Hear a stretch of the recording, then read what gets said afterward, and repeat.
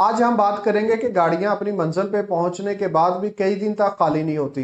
किसी फैक्ट्री में 7 दिन से खड़ी हैं तो किसी फैक्ट्री में 5 दिन से।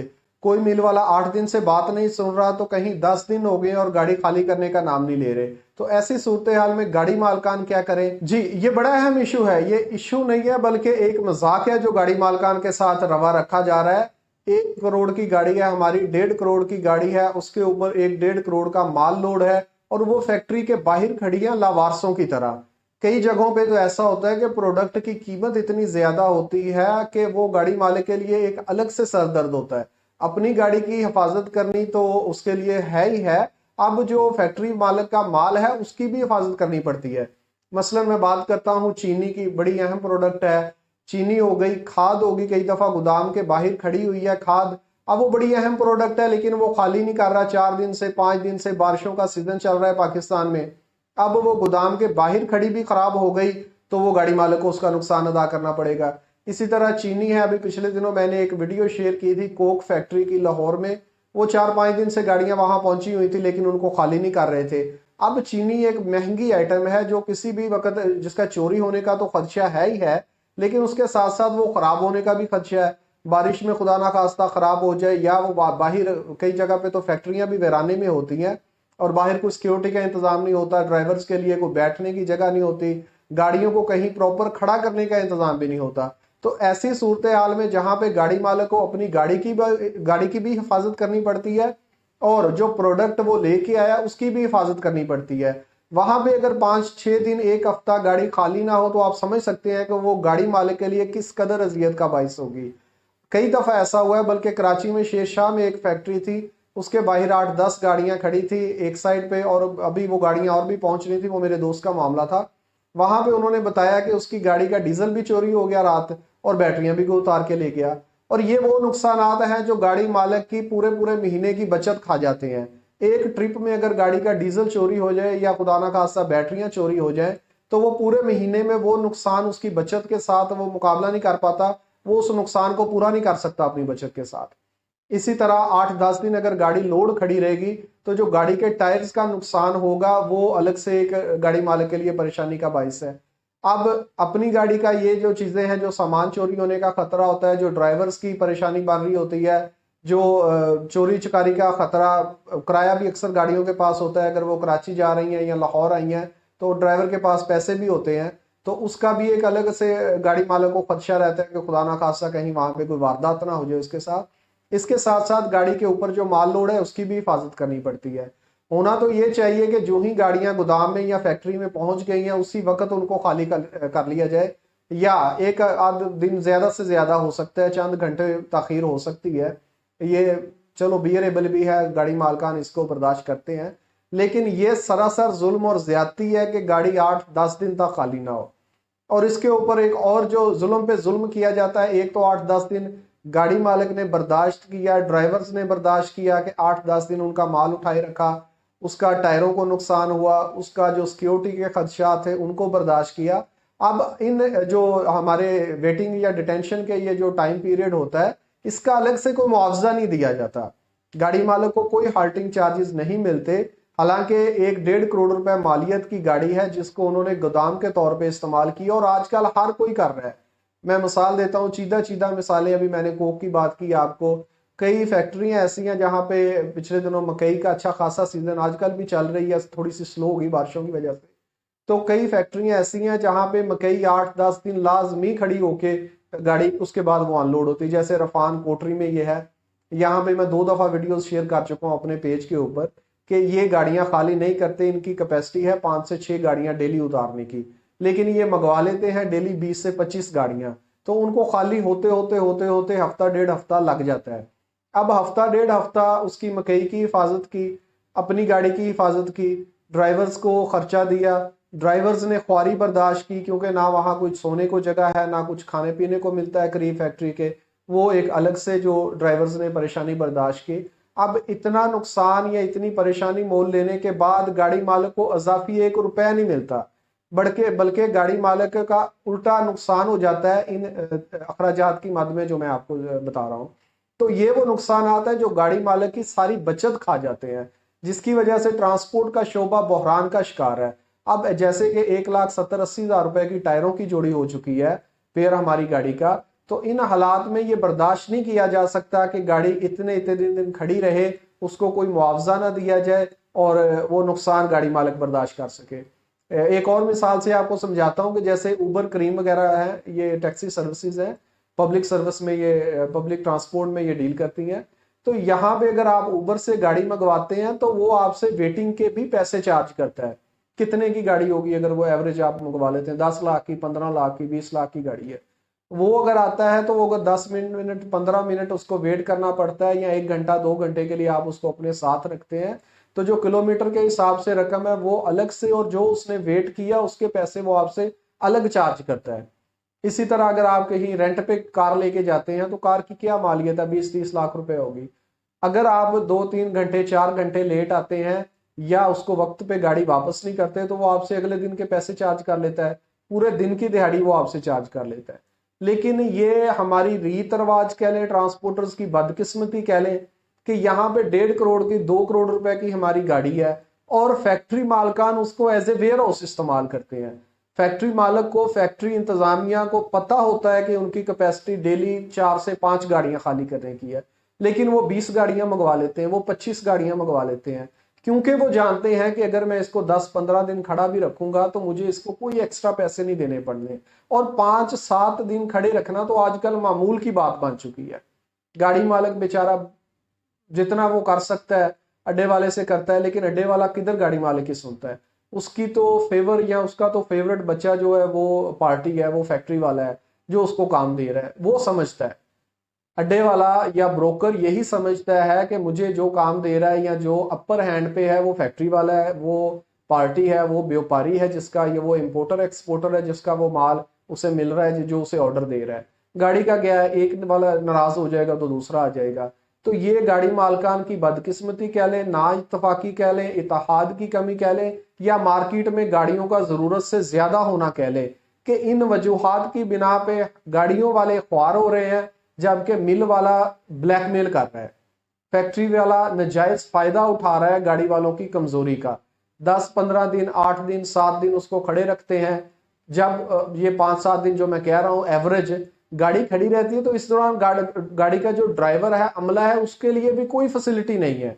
उन्हें पता है कि 7 दिन गाड़ी खाली रखेंगे, खड़ी रखेंगे तो उसके बाद खाली करेंगे, लेकिन उसके बावजूद भी वो गाड़ी को, या वो हमारे ड्राइवर्स के लिए कोई उसका इंतजाम नहीं, गाड़ी के लिए सिक्योरिटी का कोई इंतजाम नहीं करता। हमारा जो ड्राइवर है उसके लिए कोई खाने पीने का या उसको कम से कम अच्छी रहाइश का कोई इंतजाम हो, जहाँ पे वो ठहर सके, जहाँ पे चलो ड्यूटी एक बंदा गाड़ी के पास रह ले, 1-2 बंदे वहां पे आरामगाह कोई ऐसी बनाई जाए जहाँ पे वो ड्राइवर आराम कर सके, उनके कोई नहाने धोने का इंतजाम हो, कुछ नहीं। किसी फैक्ट्री में ऐसा कुछ नहीं होता। वजह गाड़ी वालों की नाइतफाकी। अगर गाड़ी मालकान इकट्ठे हो जाएं, ये मुत्तहिद हों, ये उस फैक्ट्री का बाइकाट करना सीख लें, जो फैक्ट्री वाला ये रवैया रवा रखता है, तो कोई कोई कोई कोई कोई, कोई ऐसी चीज है ही नहीं कि फैक्ट्री वाला गाड़ी मालिक की बात ना सुने। ये नामुमकिन है कि फैक्ट्री वाला गाड़ी मालिक को फैसिलिटेट ना करे। ये हो ही नहीं सकता कि अगर हम मिलके किसी फैक्ट्री वाले का बाइकाट कर दें कि यार ये गाड़ी वाले को ख्वार करता है, ये वहां पे कई कई दिन हमें खड़ा रखता है, हम इसकी फैक्ट्री का माल नहीं लोड करेंगे, हम उसको सोशल सर्कल में अपने हम उसको ब्लैकलिस्ट करें, हम अपने तमाम गाड़ी मालकान को बताएं, उसकी वीडियोस हम शेयर करें व्हाट्सएप ग्रुप्स में, अपने पेजेस में, जो फेसबुक के हमारे पेज हैं या सोशल मीडिया का कोई भी प्लेटफॉर्म है, यूट्यूब है, हर जगह पे उस फैक्ट्री वाले को हम नुमाया करें कि ये फैक्ट्री वाला गाड़ी वाले का हक खाता है, ये गाड़ी को गोदाम समझ के इस्तेमाल करता है, लिहाजा तमाम जो गाड़ी मालकान है इसका बाइकाट करें। अगर हम अपनी गाड़ियां नहीं देंगे उसकी ट्रांसपोर्टेशन के लिए तो वो कैसे माल अपना ले आएगा।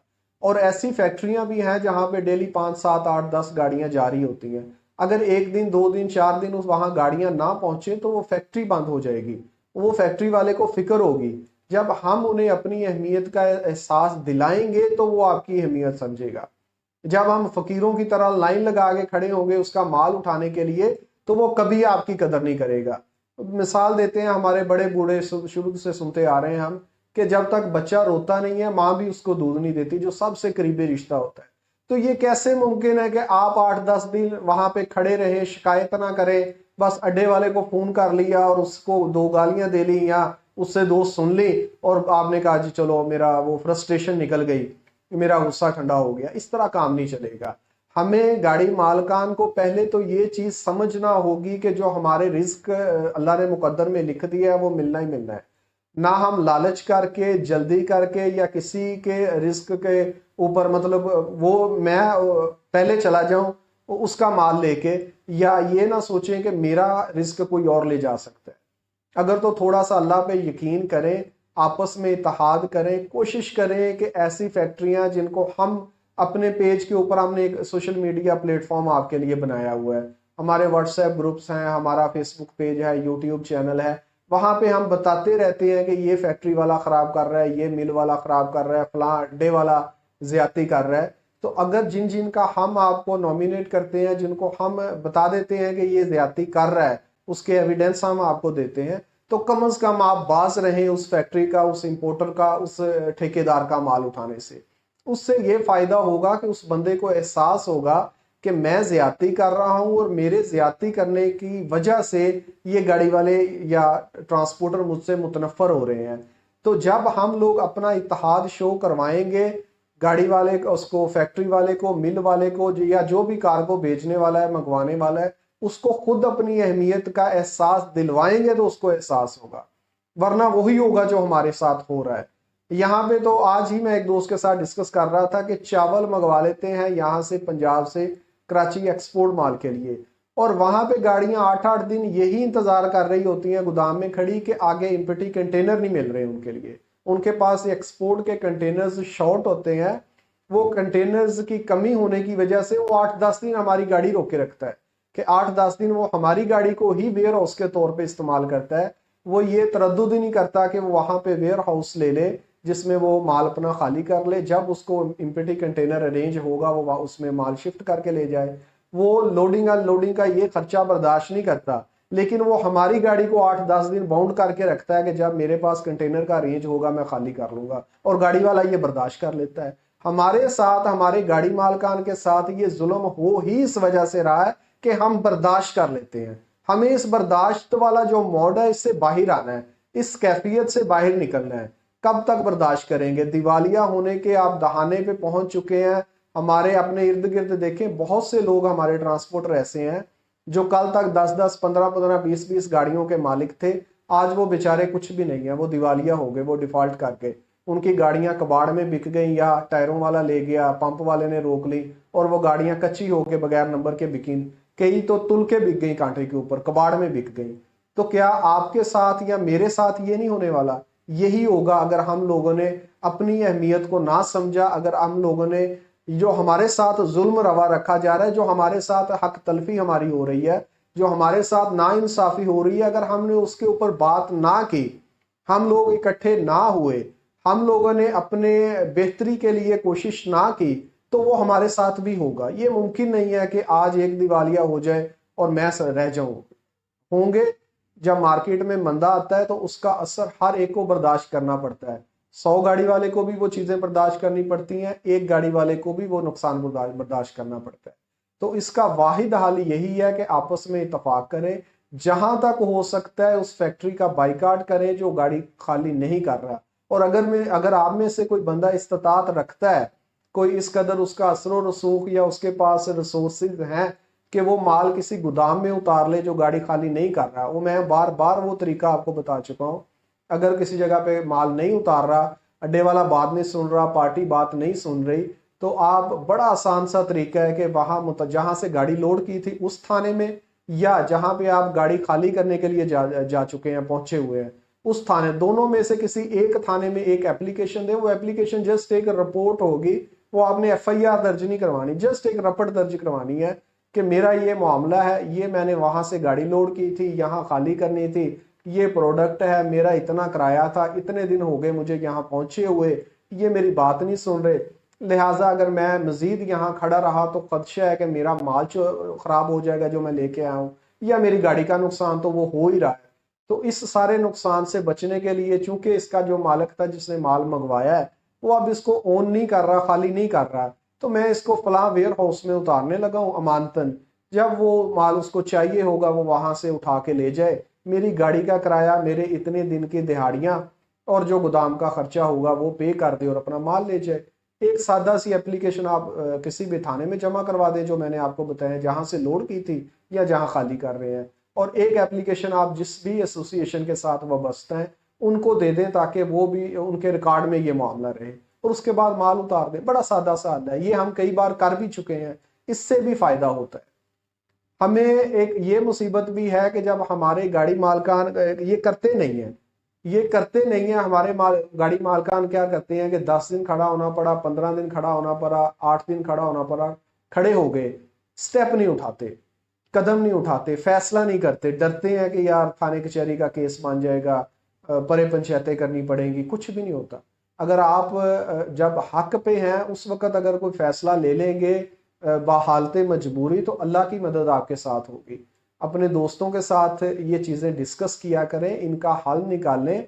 बगैर इन चीज़ों को डिस्कस किए इनका हल निकाले हम ट्रांसपोर्ट में बच नहीं सकेंगे। महंगाई, इन्फ्लेशन जिस कदर हो चुकी है, और जो रोड के हालात हैं, जो मुश्किलात हमें जो सरकारी अदारे उनकी तरफ से बर्दाश्त करनी पड़ रही हैं, और जो किराए हमें मिल रहे हैं, इन हालात में अगर आप समझदारी से काम नहीं लेंगे तो बच नहीं सकेंगे। ट्रांसपोर्ट करना फिर हमारे बस का काम नहीं रहेगा।